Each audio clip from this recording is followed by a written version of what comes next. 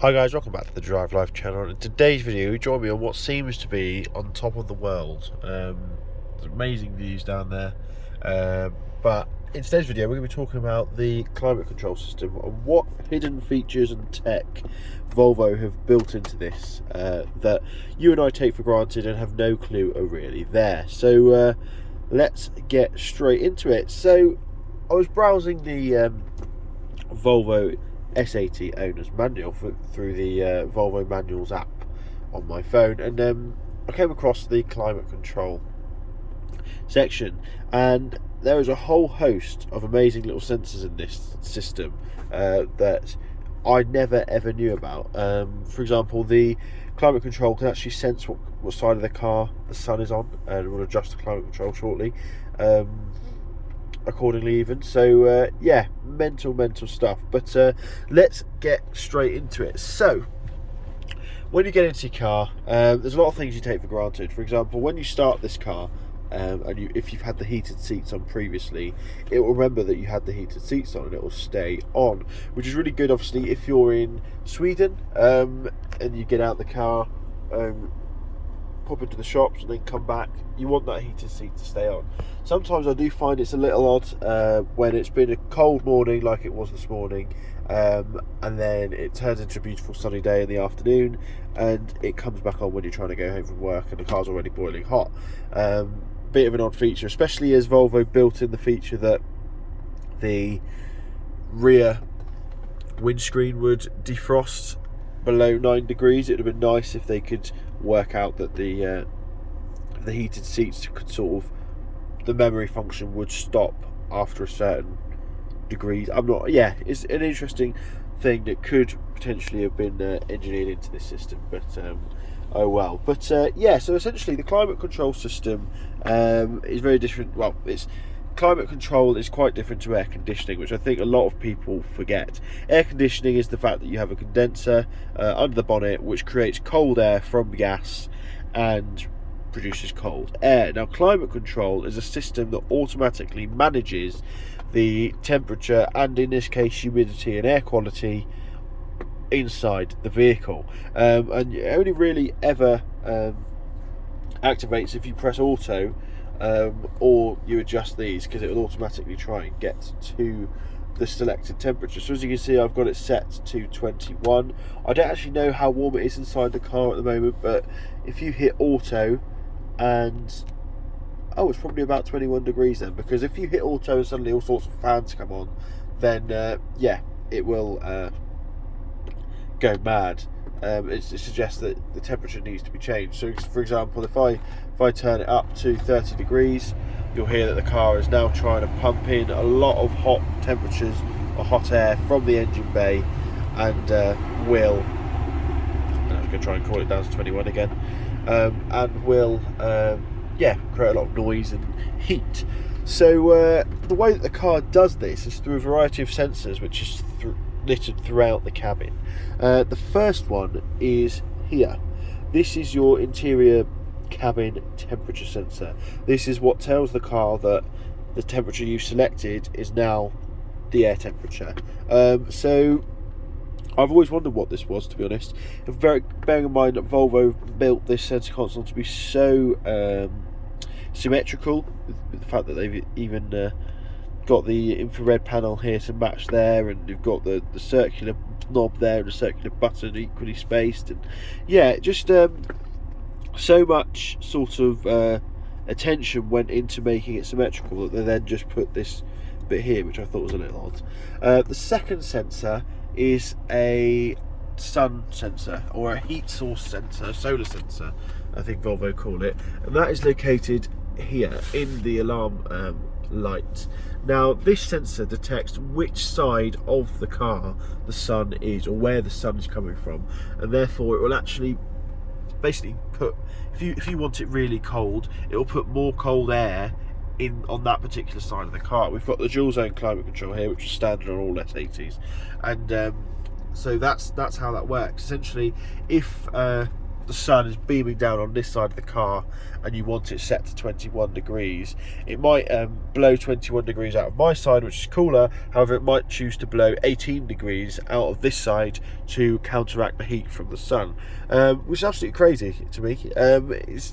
You don't realise this stuff is going on when you're driving the car. There's so many of these systems that Volvo have got in their cars that you just have no idea about. The third sensor is located in this interior mirror here, and that is the humidity sensor. Now what Volvo will do, or what the car does, is detects the humidity inside the car and will decide whether you need to recirculate the air to dry it out or bring new air in. Now this system mainly operates on sort of wet, rainy days where you'll probably find the car is recirculating air more or getting new air in. It's designed to stop the car fogging up. Is essentially the reason that they have this. So that's quite a cool little system. And now the fourth and final sensor that sort of informs the car's ability to manage its interior temperature is located in the driver's mirror, and that is the outdoor temperature. That's what gives you this number here, and tells you that it's 16 degrees outside, although I'm sure it's colder outside. It feels absolutely freezing out there today. But yeah, so there's a few little bits and pieces. Now, the rear view mirror sensor also includes a air quality sensor. And there's also an air quality sensor within the system itself. And this is where this button comes in. Now, a lot of people probably barely ever touch it, or they only touch it when there's a bad smell or something like that. Now, I always have mine set to auto, and what this will do is it will automatically detect if the air quality is bad or if there's particularly unpleasant smells, and it will either choose to recirculate the air inside the car or bring new fresh air in. It's quite a clever system, far cleverer than us humans, so I don't tend to touch that very often at all. Then you've got your air conditioning. Now, there's a lot of people believe that if you drive with the air conditioning off, you'll save fuel, and that is true.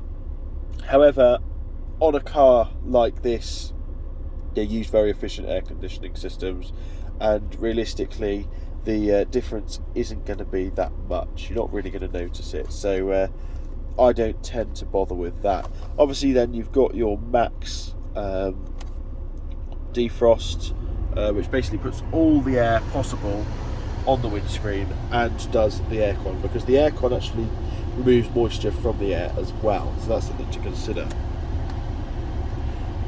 We'll turn that off. Now, finally, we've got our different blower speeds, which I think Volvo do quite nicely. It's quite easy to tell. There's a lot of range in it. This is bizarre. I never thought my career would come down to sort of reviewing blower speed settings, but yeah, it's something that on an everyday basis you can make nice little adjustments if you want a little bit more air or a little less. Now, for me, I hate the noise of air coming through these vents. I don't know why. I'm not the only one, because the engineers at Rolls-Royce completely designed the noise out of the aircon system. It's something that just really has always annoyed me, so I tend to have mine on very low, and therefore I have to set the temperature slightly lower for it to actually make a difference. But you can also control where obviously it goes. You've got your head here, which uses these vents here and the windscreen vents, and it will also use the rear vents, and there is also rear vents on the rear parcel shelf as well. Obviously not if you've got a V70, but then you don't need it. You've then got this one here, the middle one, which uses the middle vents, and then you've got the bottom one here, which uses the bottom vents. And what I like about this is, in a lot of cars or older cars, you used to just turn a knob and those are the only settings you could possibly have, whereas this one, if I want my feet and my head warm, Volvo will do that, but I get nothing through here, which is quite cool, quite sort of customizable and easy to use. If you have nothing set, the car just assumes you want general air, and will do it all over as well, so that's quite useful. And that, to be honest, is pretty much it. Obviously, you've got the different vents here that you can turn on and off. These vents here are designed to keep the windows clear, which is good on sort of cold days, or defrost the windows. If you just going on temperature related things, if you choose to use this, or it's automatically activated at 9 degrees, the rear side, or the side mirrors, will also defrost as well, because they've got heaters in, and the washer nozzles will defrost as well, which is quite cool. But yeah, overall a fantastic system that a lot of people don't realise the complexity behind. So yeah, thanks for watching. Don't forget to like, comment and subscribe. Let me know if you've learned anything new, and I'll see you next video. Cheers.